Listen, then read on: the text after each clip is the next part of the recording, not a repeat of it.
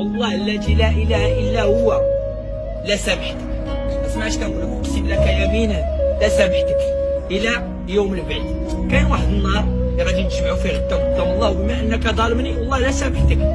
اسمع انت المسؤول الظالم، والله لا سامحتك.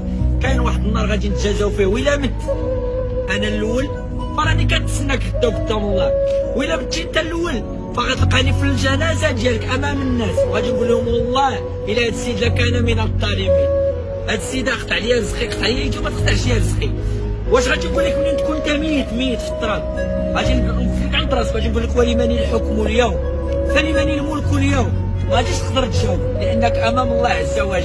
كما هزيتي عليا يديك وقلتي لي خرج من المارشي، هز على الله عز وجل يوم البعث وقولها لي، قول لي راه اللي يدير واحد النهار.